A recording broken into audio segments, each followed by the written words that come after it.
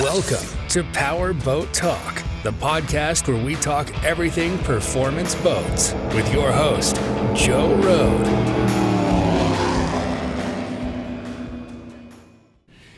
Well, welcome to Power Boat Talk. Today is a first for me. First time I've had multiple guests, and I have a whole team, world famous water ski racing team with Todd Haig, world champion water skier, Dennis Hall, his observer, and Randy Davis, who owns and drives a boat. So thanks a lot, guys, for joining me today. I appreciate getting all three of you together.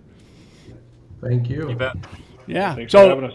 Yeah, no, it's cool. And I thought about something because Todd and I communicated. I got Todd's number, communicated, but I thought about this. So you guys have been together for so long, kind of who's the de facto leader? Like who's the guy that does that? Gets everybody on the phone, gets everybody to the race on time, make sure the entry fees are filled out. It's all different people there. It's Todd. Our fearless leader, Randy, is the one that communicates to us and tells us where to be and what to do. He keeps us all going the right way, you know? Yeah. Okay. I was almost thinking you were going to say somebody's wife, but. Yeah. Well, I guess we're all not in trouble today, so we don't need to use that one. Man, I can't imagine how much trouble you guys have gotten into all these years. But hey, so I want to start off with just see what's going on right now. I understand you guys are headed overseas for some racing. You guys tell me about that? Sure. Yeah, I'd love to tell you about it. We're going to a race in Belgium, and it's in a town out of Antwerp called Beersel. And there they do a race on a canal, which is a lot of the shipping canals, which are all concrete walls on two sides, obviously, and very narrow. I honestly don't know the width, but it's just wide enough to get probably two boats to turn, to get around a single pin buoy and turn and get back down the straightaway. So the laps are probably about a 4 to 5 minute lap, and it just turns into a washing machine. And this is called the Diamond Race. I don't know how many years it's been going. I don't think it's quite as many as Catalina, but it is definitely in Europe one of the races that's been going on a long time and a well-known race through the years and held overseas in Europe. And we've gone, I think our first time as a team we went in 2005, and ever since we went, the people from Belgium are great people and really like the Europeans, and we had such a good time that we've been back multiple times. I honestly don't know the amount of that either, but we've been back many times. And kind of after Catalina last year, we were all sitting around the bar, maybe had one too many drinks, and somehow this conversation came up that we should do it one more time. And well, it all came together, and we're off the end of this week and going over there for the race on Sunday. So looking forward to that. Wow, awesome. I had heard of the Diamond Race, but I didn't know anything about it. So the concrete walls, Randy, does that make you more nervous than Todd, you think? Or It's to be honest, Todd's right. The first year we were over there was in 2005, and we had actually raced the World Championships in England before that, and so all the Europeans were coming up to me, and Dennis was there too, and telling. They go, hey, you're gonna race the canal, and I go, yeah. And they go, you're gonna learn a lesson, right? And Todd won the World Championships that year, so he lapped everybody there, but one skier 2 times. It was really rough, and all they kept saying is, you guys are gonna learn a lesson over there. The canal is the hardest thing to drive in. I said, all right, well, we're gonna go give it a shot, and we went over there, and Todd kicked all their butts, and we won. But I'll tell you. It's one of the scariest places that you've ever raced in. It starts off flat glass, and the waves are high as the ceiling, and Really? You just can't control the boat, and you want to run over by the wall.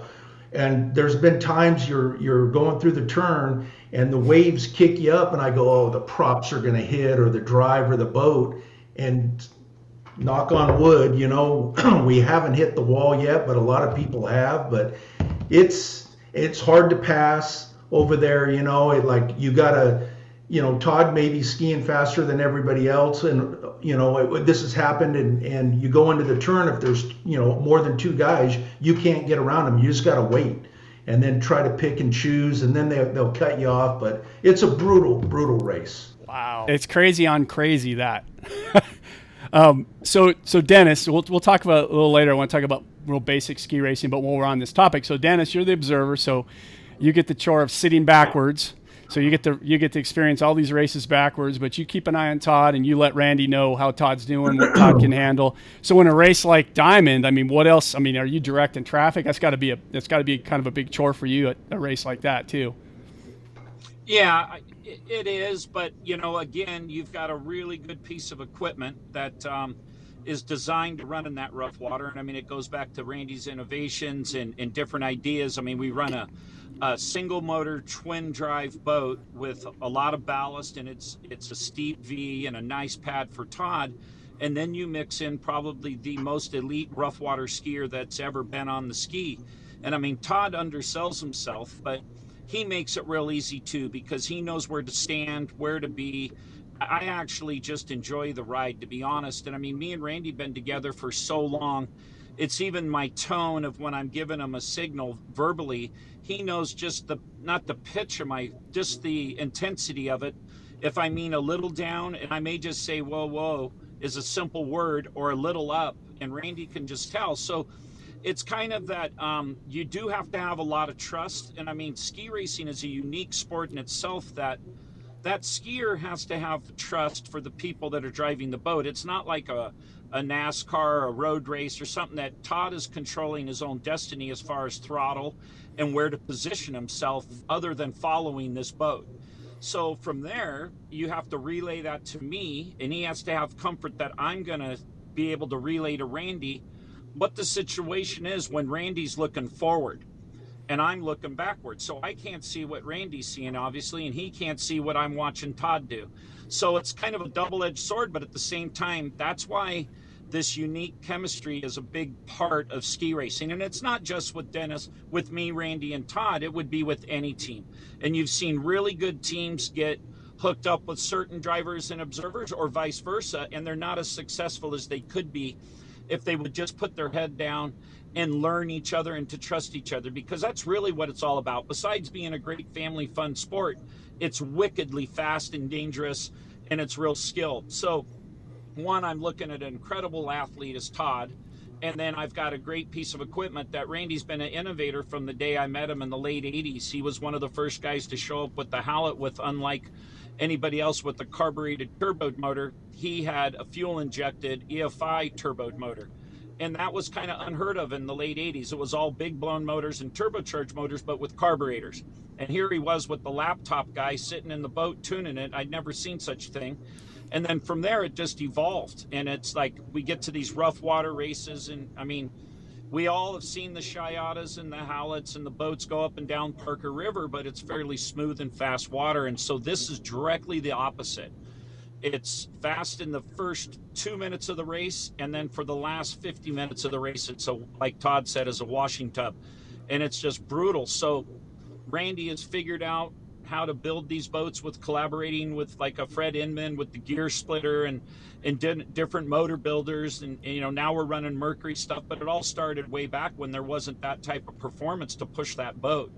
And again, this is just a 21 footer, so it's a really wicked challenge, but at the same time, it's been a pleasure just to be a part of it, because for me, I'm just the middleman. It's pretty easy. Nobody's told you that, you weren't welcome, so you must be doing something right. So there have been a few times. Yeah. So Todd, giving Dennis his due, I mean, obviously he's giving you most of the credit there, but I mean, how much of the comfort that you have back there is because he's taking care of you, or is it not at all? Is he really just riding and he's just getting you beers afterwards? Yeah, it's basically, I'm just, doing all the work, and these guys are just hanging out. No, absolutely not. These guys, just kidding. These guys are actually, I mean, Dennis, he can read and see what I'm going to do before I do it, right? He can watch me. Randy as well. When he's driving through stuff, he knows what he's looking at, and the more time we spend together as a team, he can tell what size of a wave he's about to go through and what I can go through, and he lets off right or knows to keep the speed on so I can get through it. And like Dennis was saying, the boat itself is amazing, the way it cuts through the water and what it can do. But yeah, absolutely, this is not a one-man sport. This is a team sport, and without these two guys, we wouldn't have had the accomplishments that we've had through all the years. I'm just fortunate enough to be able to have joined up with these guys and been racing with them now since little 2004, almost 20 years I've been running with Randy and Dennis. And, wow. And that's what keeps us still, at least me at my age, to keep skiing is these two guys. I enjoy the time I spend with them and the racing. And, I personally don't need to go out, and I don't have anything to prove anymore. I just have fun racing with them. And thankfully we're still doing well and still racing and having a good time doing it. And that's why this trip's coming up. We're looking forward to it. It's going to get us in the water, going to get us, a little bit of a race feel. And we got a few weeks, and then we're back for Catalina, which we've kind of committed to for the next couple of years, and keep doing that just because we're having fun with it. And wait a minute, did you say the next few years? I know. Newsflash. Yeah. That's good. Till they get rid of me, find somebody younger. That ain't happening. You guys, he doesn't understand. You guys are pretty lucky, Randy and Dennis. He doesn't get it. You can't do it without him. So I noticed something in looking at. I was just kind of looking back and looking at some results and something, and I talked to a couple guys, and I didn't realize. I guess you pretty much. I guess I don't know. For the last few years, you don't do really anything but Catalina, and then like obviously some European races. Why, Todd? Why is that? Is it that's just what interests you, or?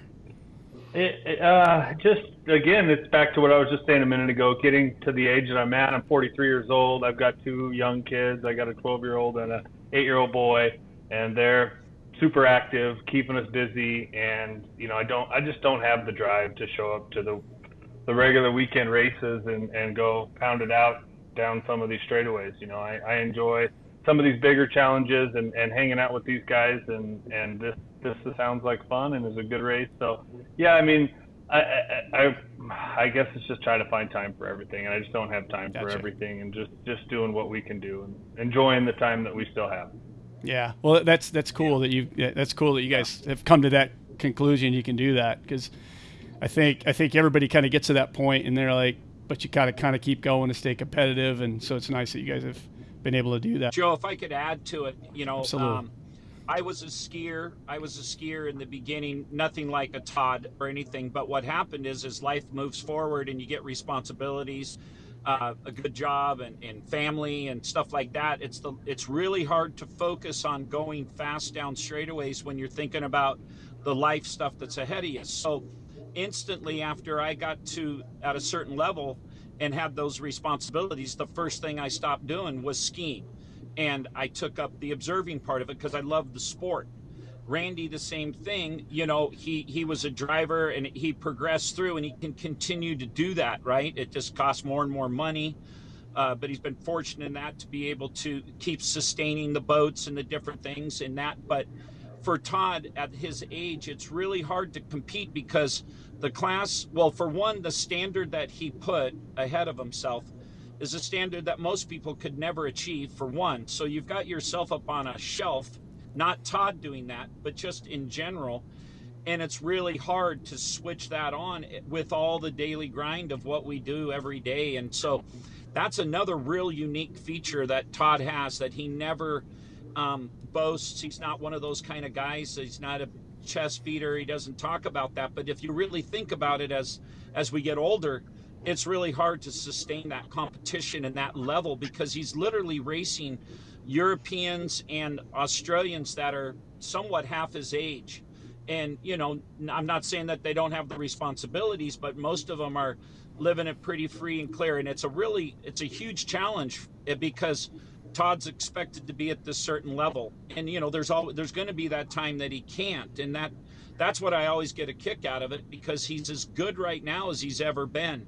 It's just a lot more work for him to get there. He's so graceful on a ski. It's ridiculous. And to see, then the other unfortunate part is I'm the only one that's really got to see him do some really incredible things. Todd's seen Randy do some really good boat moves and set people up because he's looking forward, but nobody really gets to see him except maybe a few competitors that we're racing with.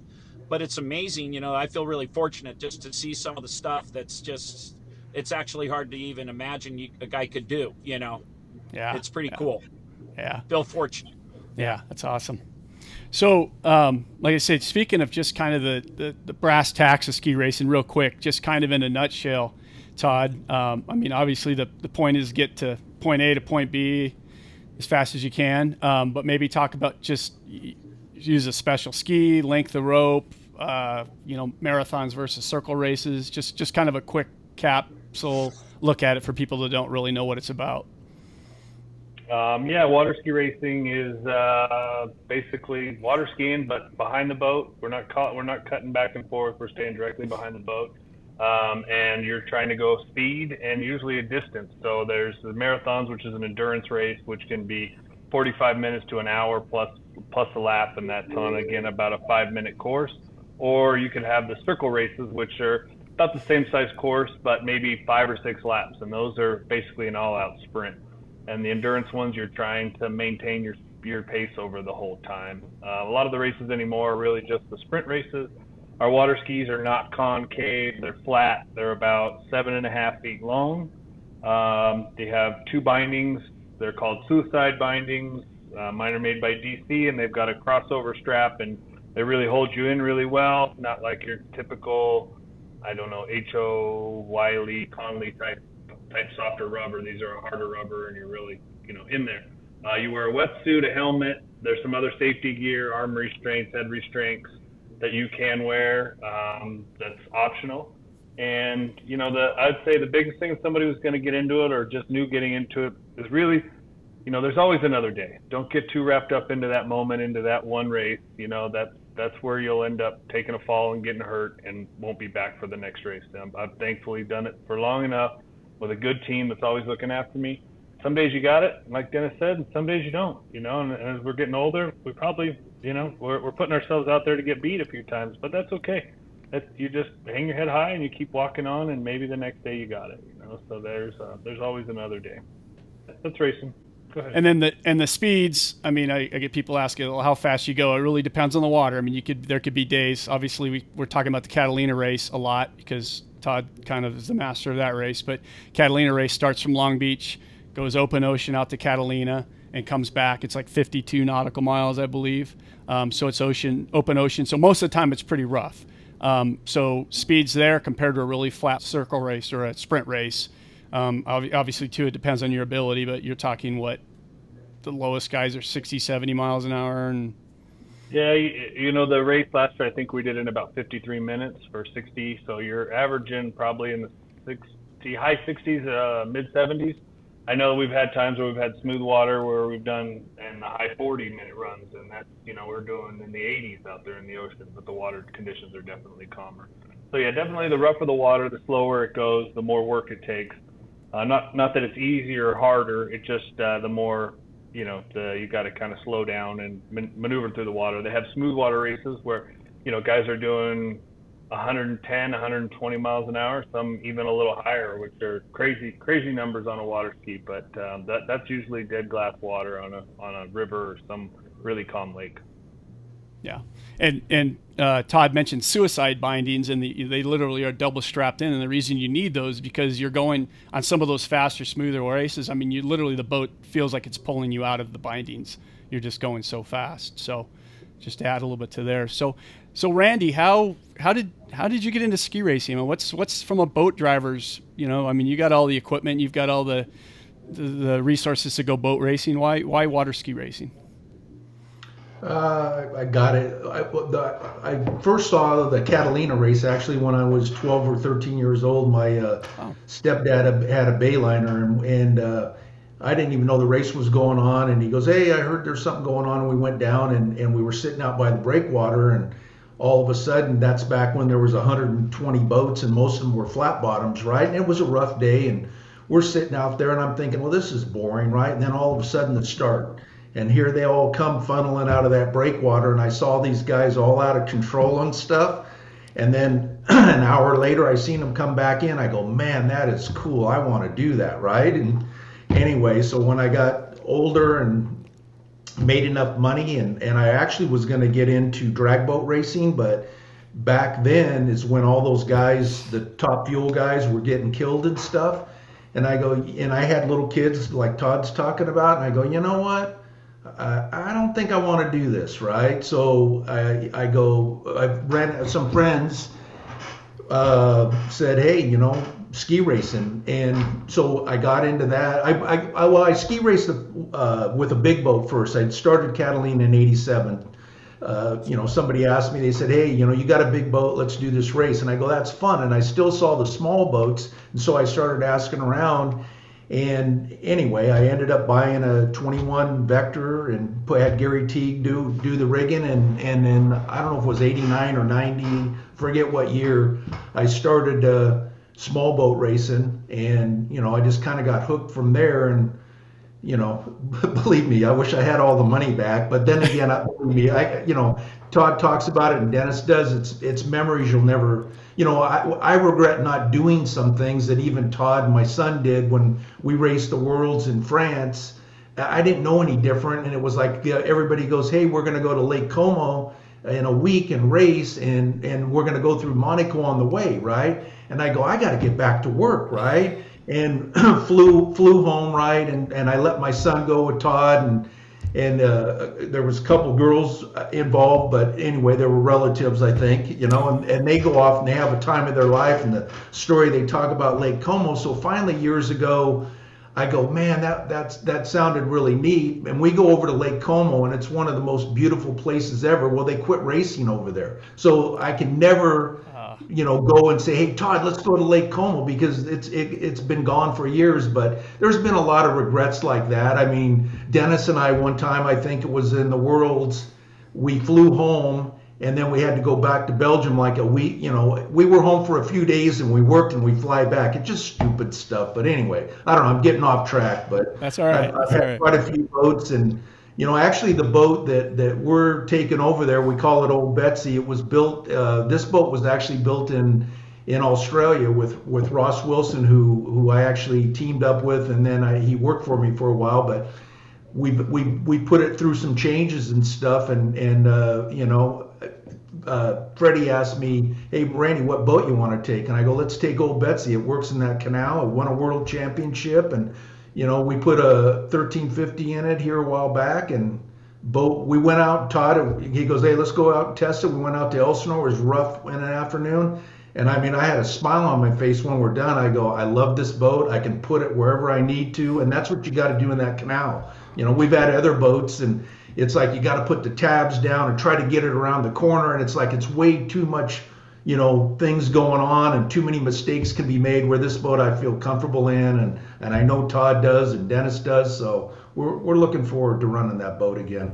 Yeah, it's awesome. I forgot about Ross, and were those Connolly's? Is that the boat? No, Cyclone.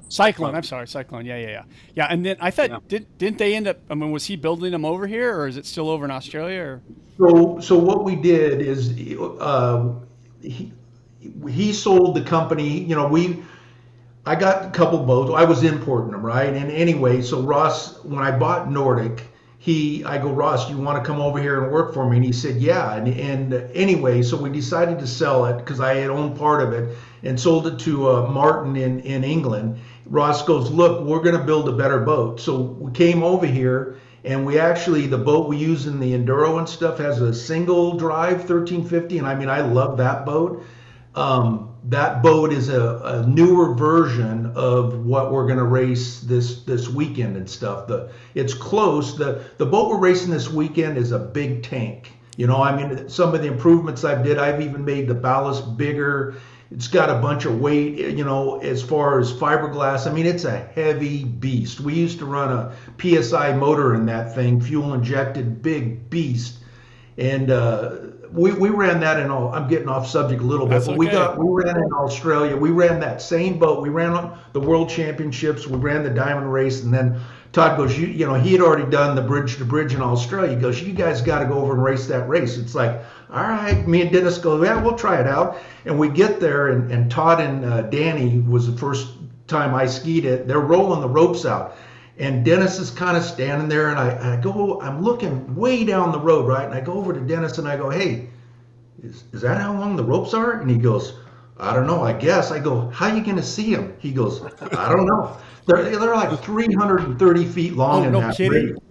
And then, so, you talk about speeds. In this race we're going this weekend, we probably average 55 miles an hour, and you'll do 90 something down the front straightaway. You can't go any faster because you'll knock Todd off the ski with the rooster tail, right? So we settle down, it gets rough, and it's the slowest race that you'll do. Where in Australia, that race, we go out and we do the blitz, and I almost crashed the boat in the first corner. We're going running like 118, and I couldn't get it to turn. And I kept messing with it, and Ross wasn't over there with us. He was back. He was in another part of Australia. And so I couldn't sleep that night. I called Ross up. I go, Ross, what am I doing wrong? And he goes, are the plates down? I go, no. He goes, but they're dragging. He goes, take them off or get them up higher. And so we did that. We go out and we won that race, and everybody goes, you're never going to figure this race course out. And it's like, okay. And we ended up getting second overall, which was quite a feat. And I mean, it's just, you run 120 miles an hour. They've even been running 130 something over there. I think they're trying to slow them down now, but those races over there, we talked about it years ago, and it was like I used to say, hey, it's when you finish and the skier's still there and the boat's still running, it's a fun deal because you're holding your breath the whole time. And my neck was broken. Every turn you'd get your helmet back down and you'd go again on the floor. And Todd, it was, with the responsibility, all of us and stuff, it was like none of us have a desire to go over and do those races, but these races that are more technical and everything else, it's like, yeah, let's go have some fun. So we're actually doing another one in Austria the week after the Diamond Race, which is wider, and so it'll be smoother, but we did one over there years ago, and we were leading, and we ended up breaking, and then my son and a friend of all of ours, they ended up winning, and so they were happy. But it's a cool place to go, Austria too. Yeah, it's the one we're going the week after the Diamond Raid is Austria. Austria. Oh, no kidding. Yeah. No kidding. Yeah, on the Danube. Okay. But didn't you guys win the bridge to bridge one time? Todd did. Todd did when he was younger with an Australian team. Mm-hmm. And that's why he thought we would like to do it. We did it with Danny Cropper and Todd. And then a couple years later, we did it with Wayne Maurer from Australia, world champion, two-time world champion with Todd. And it was incredible speeds, but it is a little stressful. Again, we were just talking earlier in this podcast that the responsibilities, you got to, take care of each other. And mainly we're looking after Todd. But it puts a lot of stress because it's a lifeline out there. You're running 125 miles an hour. It's ridiculous what can happen, and it's hard to see through the exhaust. And like Randy said, I was getting so much head shake just from the vibration at those speeds that my eyes were jiggling, just like if I was skiing. And when your eyes jiggle, everything seems way faster, and it's really hard to focus on Todd's stance. And so Todd's 6 foot plus, Wayne is a smaller, more compact skier. So you're looking at one that's bent way down and knees are bent, and he's a wonderful, outstanding skier, but they're two totally different skiers, two skiers behind the boat. And I just tell you, Wayne ended up skiing across the log, and we had to slow down, and his fin bent over. We were at 100 and some miles an hour right in the front of the pack. And I had to act like I was really, really disappointed that we had to slow down, and gosh darn it, we didn't get that race. But I tell you what, I was so relieved. I finally told them, I was mad, but I was never so happy because it was just such a stress level. And in Australian races, they race really hard and aggressive and a lot of smooth water. And Todd can do both. A lot of people think, well, Todd's Catalina, he's a rough water skier. And I think he thrives in the rough water. But he can do it both because as a young man, he won that race, in which is, I think, the only American to ever wedge the bridge to bridge. And it's one of the most famous races like Catalina. I mean, it's a really sought after trophy. And there's been some dominant teams there that have been able to run up that Hawkesbury River faster than anybody. But that's a totally different kind of race, and I'm kind of glad, although it's a great life experience and some good stories to tell, but I'm kind of glad we're past that. And I'm really looking forward to going back to Belgium. Not that Australia is not beautiful and fun, but it's just a different type of race and fits in our wheelhouse a little better.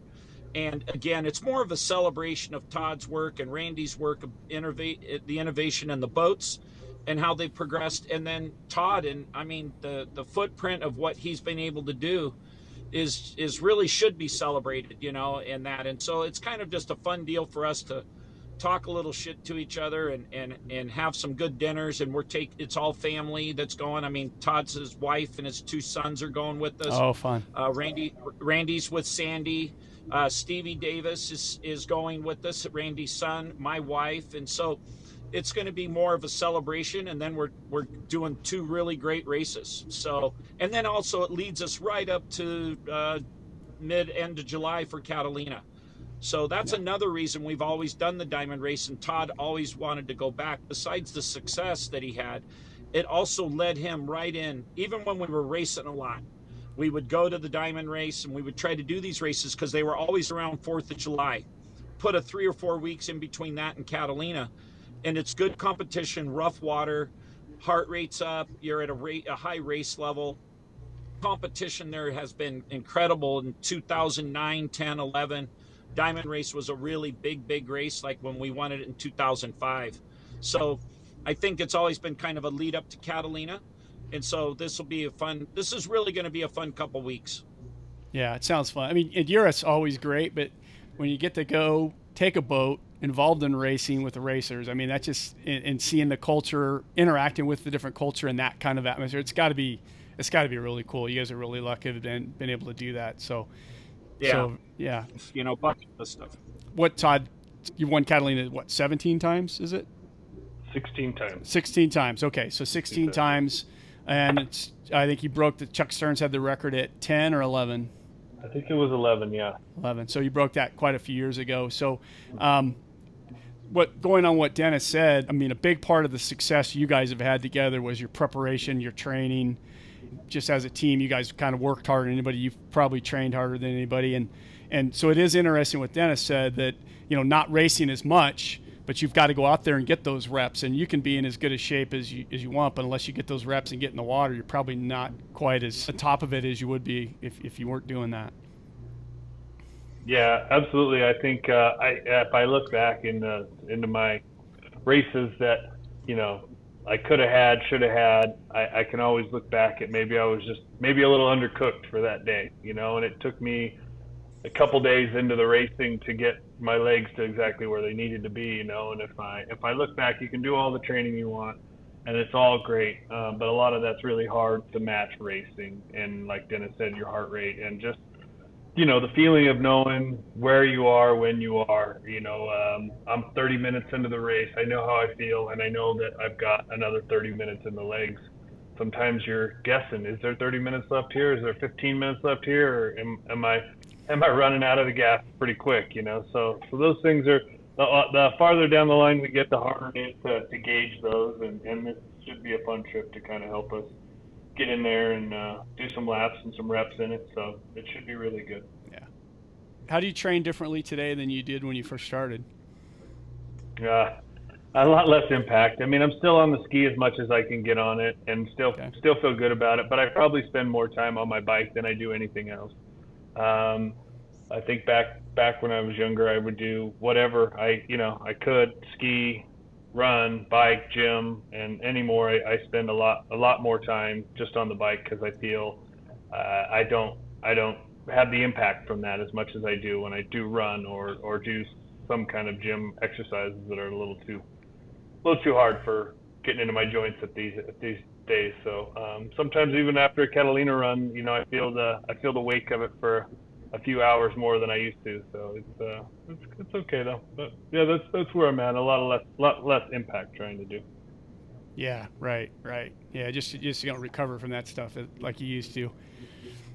So Dennis, no matter how good a shape I was in when I was racing, Catalina, I never was in good enough shape, right? So there was a lot of those races where I was coming back at 40 miles an hour, tip of my ski, just trying to stand up. So have you ever seen Todd do that? Well, there has been a couple times, but again, if you really think about 16 wins since I think his first one might have been 2000, you know, you're talking about a dominance that's is pretty incredible. There was 1 year because of the pandemic, I don't think we had the race. So, I mean, we're in 23 and we're just coming up on that race. So, I mean, that's they talk about the dominance of, these great athletes, like the Tom Brady's in this, but I mean, that Todd has been dominant of that. And there's been some really, really quality skiers that have come after him. And it's been exciting to watch, and like I said, Todd keeps it all in this little wheelhouse, and he's very gracious and thankful just to be a part of it. He's not a boaster. And I think that's why we all get along so well. But it takes a unique individual. Don't let Todd, sell himself short. It is a hardcore sport. You've done it. I've done it as a skier. It takes a unique individual. It's very dedicated and got to be very strong within himself, because you've got to have a lot of self-belief. And I think that's why me and Randy maybe helped Todd achieve that. Todd's getting older. It takes a little longer for him to warm those legs up, get his ski underneath him, what we want to say, where when he's younger, you're not thinking as much. And a lot of it is psychosomatic. It's in your head. And if Todd can switch that on, he's damn near unbeatable in that water. Now, we've been beat by some great skiers, but I guarantee you they were probably taking more chances than what Todd did to achieve that goal. And that's why we got to keep him in that wheelhouse. And if we're good enough to win, good. That's a great celebration, and maybe he can notch a 17th or even more. But if not, and they never come again, I think he's done enough work right there just to really, really feel good inside. And I think that's why Todd can still enjoy it. He's really good. It's kind of, you're not arrogant if you say you've got nothing to prove, but he really doesn't, because he's been there and he's done that and he's accomplished those goals. So now it's just truly the love of the sport. He truly still loves to ski, and I think that's what he'll probably miss the most, is just doing that. It's his whole childhood and that, and I think for me and Randy, we've seen that. We met when we were young, I'm 60, Randy's 67, so it's slowing, everything's slowing down for us now, but we just feel really lucky to have that kinship and that partnership, and it's really effortless to do. But it is all a huge conglomerate of effort, to get it done. But it's a unique situation. And then racing with, everything you're dealing with in the race, water, boats, you got a guy back there, you got to keep on top of things and not get him hurt. And so all the time on the water you guys have spent is doing that and handling these mini crises or whatever. I mean, there's going to be a bond there you guys are going to always have. And it's going to be really cool. It's obviously really cool to look back on. And so I remember the pressure too, Todd, where, you're training everything you train, but you're just like, man, I hope I'm in good enough shape and I don't want to let these guys down. Randy, do you feel that? I mean, do you get nervous? Like, man, don't let anything break. Don't, how does that, how do you handle it from a driver's standpoint?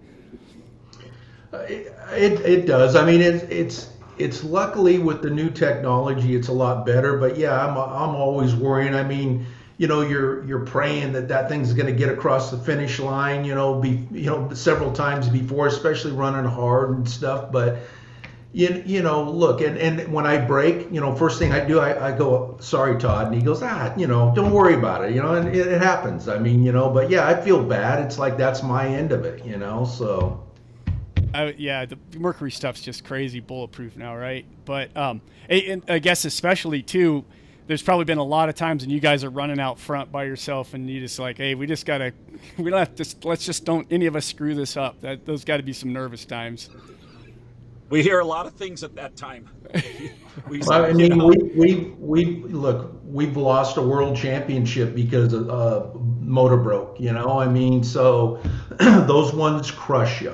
To be honest, I mean, Todd works for a world championship. He's working for 2 years almost, and then I'm trying to do my end and everything, and we're making practice runs, or Stevie and Todd is. But when you lose a world championship because of a motor, I mean, I take it all on my shoulders. It hurts.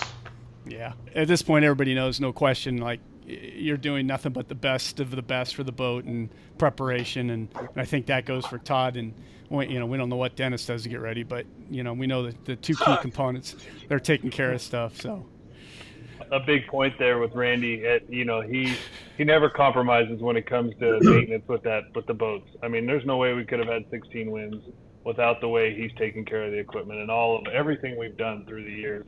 The guy, I mean, it's never a question. If something were to happen, it's a fluke. It just happens. But it's never due to lack of maintenance or lack of something Randy's ever, I bet the big boat's probably getting looked at right now, ready? And it's, ways out from the big race, and it'll get looked at several more times before the big day comes. So, yeah. Oh, I'm glad you brought that. So, Randy, tell us about the big boat. What's the big boat? And this is the one have you used it the whole time that this run has been together, or what's the story on the big boat? No, to be honest with you, I'll give you a little history of the Catalina and Todd and stuff. And at the time, when I first pulled Todd, I had a cigarette boat. And I was pulling Ashley Lathrop, and she got hurt. And, Todd says, "Hey, will you pull me?" And I says, "Yeah." And Gary Heinbach was observing for him, and Bob Nixon. I know those guys. Other observers off and on over the years. And I'll go when Dennis is there. I go back to the beach and I go, can't stand that guy the way he observes. I mean, it's because, I drive a certain way and you try to protect the skier, and guys that are going faster, slower, that quick. Oh. I don't even move the throttle that fast. So anyway, so the story is we had a big lead. Todd would have had another win. We were leading, coming back, halfway back, and we broke a transmission. And I turned around, we were back picking Todd up when Carl went by us and he won, right? And Todd and Carl were skiing every day. This is when they were teenagers or whatever. And anyway, so I had a cigarette in the beginning, and then I went on back to pull Ashley, and then we pulled Marty and stuff. I hooked Todd up in the beginning with Jack Lynch. After that year, I told Jack that's when the fountains, you could cut the nose off, which everybody hated to do. You cut, that much of the nose off to make it legal. And Jack said, "I'm not cutting my boat." And Jack was up at Lake Mead with me. I go, "Jack, this kid is phenomenal. You got to pull him. I'm already committed, and I won't go back on my word." Todd still gives me a hard time about that. And looking back on it, I wish I would have. But anyway, so he's behind Jack for 5 years. And then dad was pulling him in the small boat races, and Todd approached Dennis, and I were having some success with Marty and other guys and girls and stuff. And Todd says, "Hey, you guys start pulling me. My dad's kind of getting out or whatever." And it was like, we'll jump all over that. And so I had a fountain. I went from the cigarette to a fountain, and Marty got that boat dialed in for me. Worked really good. Raced against Todd in a fountain, and ours always worked a little better, in my opinion. But Todd beat us 4 of the 5 years, So anyway, then we built this boat in Australia, the one that we've been racing. We've changed some stuff on it over here, and but it's a tank. It's like the boat we're taking to Belgium. It holds ballast. So when I've got to the point where if we're in a really tight race and we know it's going to be fast, 3 miles out from the breakwater, I flip the switch to empty the ballast. And by the time we get into the breakwater, a ways, it's finally emptied. And then, it's wide open and stuff. So the boat is a 43 foot, we call it a 43 foot Nordic, but, it came from Cyclone back then. It was the only one they did. Shipped the boat in the molds over here. And, we went from there. We've switched motors a few times. We actually have, they used to be 1200 Mercuries.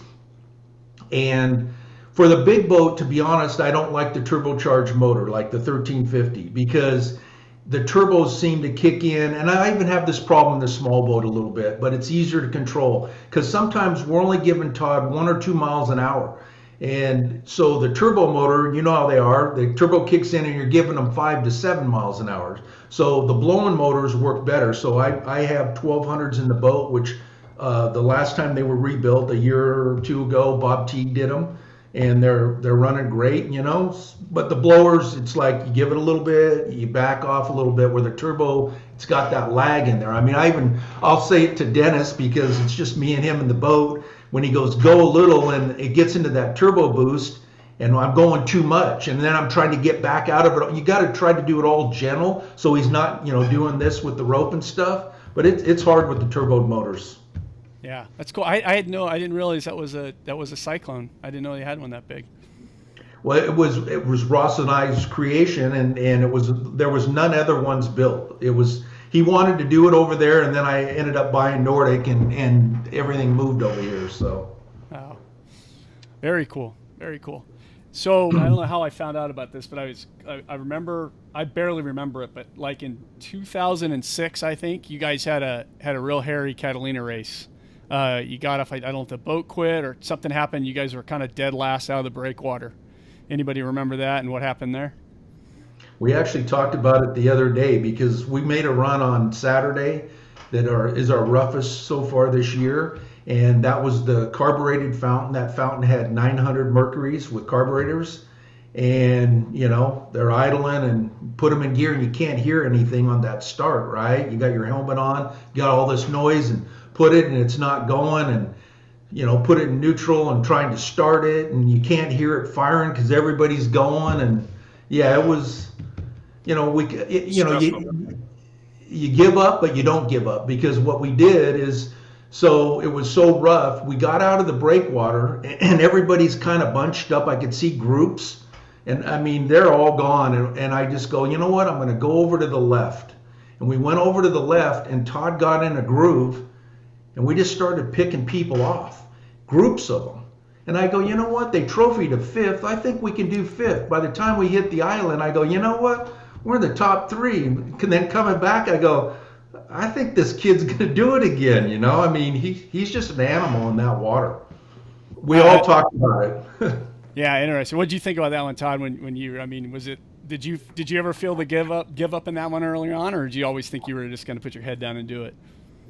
Well, of course, at the start, when the boat's not running, you know, you're screaming in the water, trying to say, let's go. And we sat there long enough to kind of maybe have thoughts of giving up, but finally the boat started and off we went. And, you know, you start, like Randy said, we start plugging away and you start kind of doing what you're supposed to do, start skiing, and you just think to yourself, well, let's see what we can do. You know, let's see if we can top 10. And as you're chewing away at people, you start noticing people that you're supposed to be racing against, you know, when you started on time, and you're like, well, I just passed that boat. So turning the island, you start counting boats coming the other way, thinking, like you said, well, let's top 5 this thing at least, right? We get a trophy, and coming home, well, those are helicopters up there. So I think we're not far from the leaders, you know, and just yeah, I think it was a lot of never give up and a lot of very tired at the end, but we just kept chewing away, and it came to a pretty good little drag race there. So it was a really neat moment too, and I got to finish with a good friend that's no longer with us, Carl Brooks, on that one too. He was skiing behind the herps, and we came in the breakwater with them, and yeah, it was very memorable race. Got a good picture with him after the finish line. So. Awesome. Did you have to do any harder work on that one, Dennis, or still just Todd did everything on that one too? Todd did it all. It was, to tell you the truth, what like Todd just had mentioned, you're counting backwards a little bit.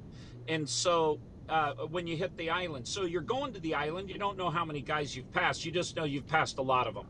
But all of a sudden, they've made the turn and coming back, and you're only a mile or two from there, and you're counting one boat, maybe 2 boats, and all of a sudden, you know, talking about that psychosomatic that in your mind, that's that next switch that Todd probably went, well, wait a minute. So he probably dug deep and relaxed a little more and allowed us to get a little more aggressive. And he just gets in these grooves.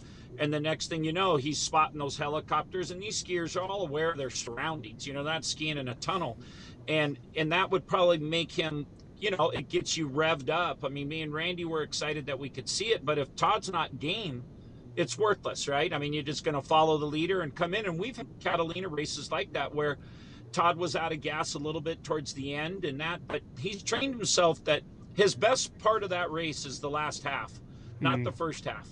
And that's where some of these guys that don't have that experience, and I'm not knocking anybody, but that is a life lesson where there was guys, and I'm talking, these are world-class skiers. As a matter of fact, the guy that we caught in 3rd place or 4th place was a world champion from Australia. Fabulous skier. I mean, incredible skier, but he overexerted himself, and you get that heart rate up and you lose the strength in your muscles, and you're basically just bonking and you're hanging on.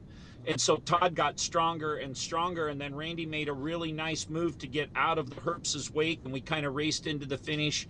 And that was a really memorable one. And then we've been on some good ones with Mike Avila and different skiers that he's brought from Australia to race with. And you finish, you know, 50 some miles, 60 miles, whatever the race is, you're going across the finish line at the better part of 90 I mean, one time it might have been 100 miles an hour with 43 footers.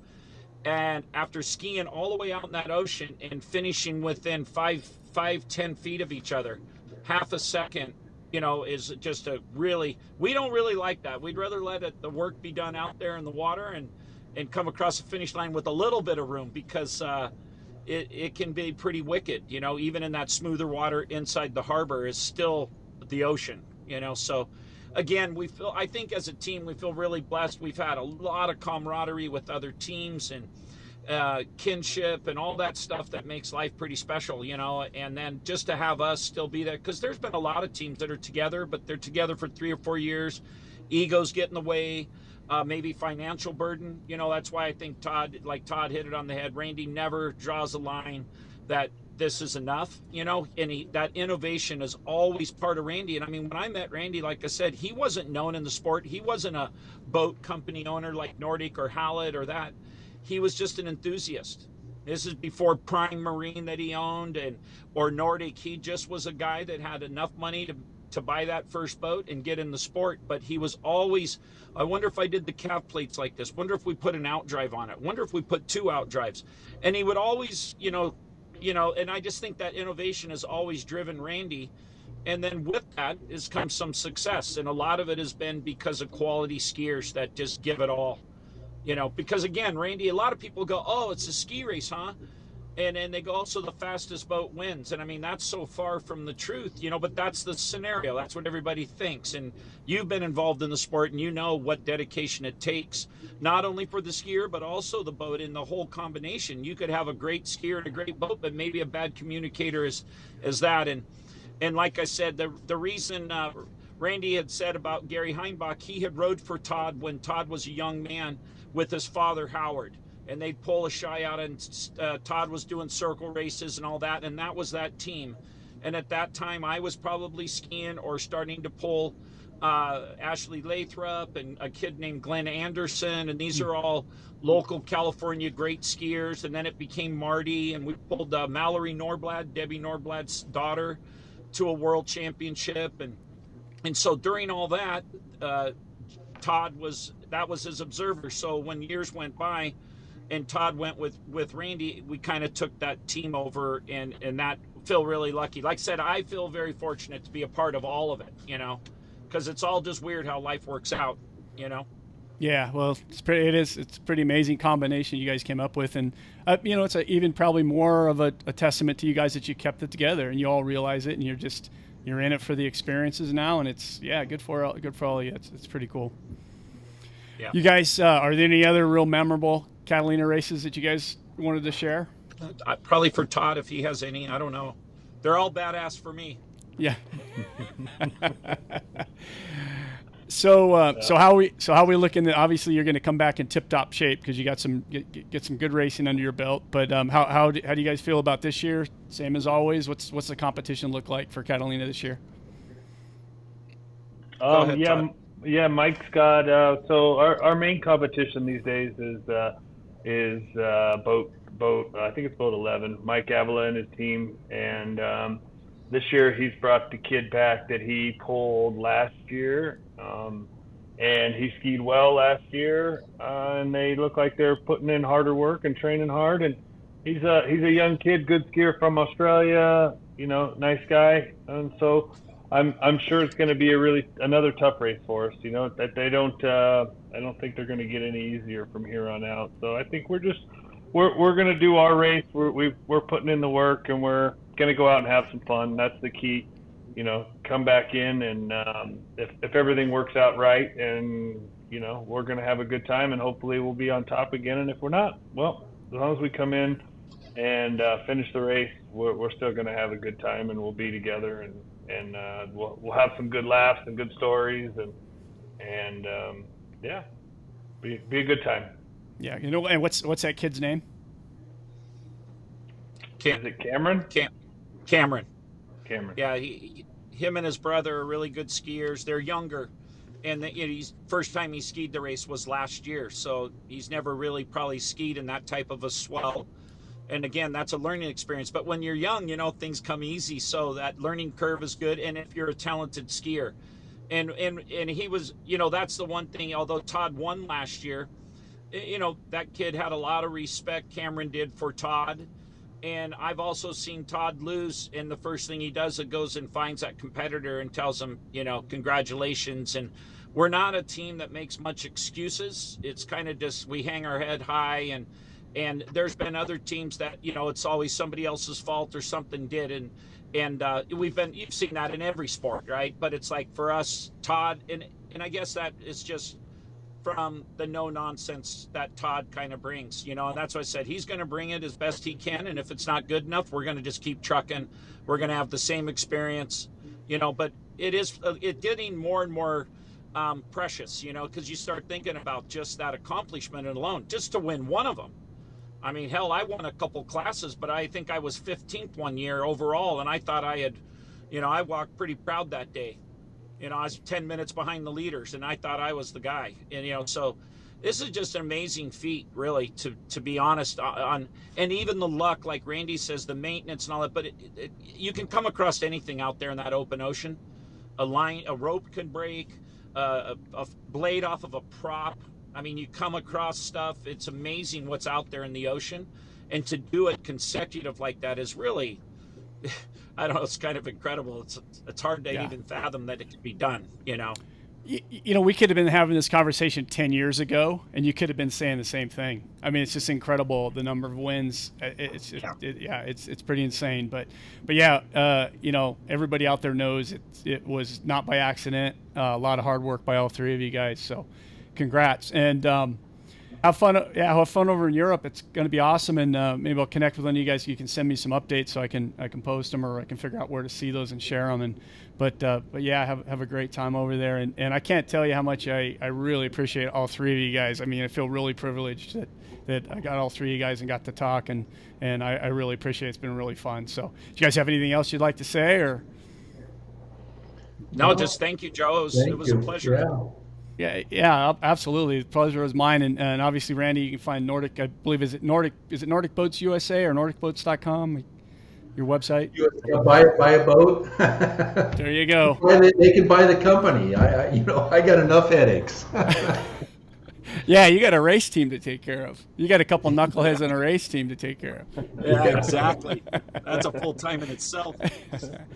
All right. Well, great. Well, thanks again, guys. And again, good luck and be safe, Todd, and all of you guys be safe. And have a great time. And thanks again. I appreciate it. Thank you. Joe. Thanks, Joe. All right, guys. Thank you. Thank you for listening to Powerboat Talk. If you like what you've heard, please head over to Apple Podcasts and give us a 5-star review. For more Powerboat Talk, follow us on Facebook or Instagram, or visit our website at powerboattalk.com.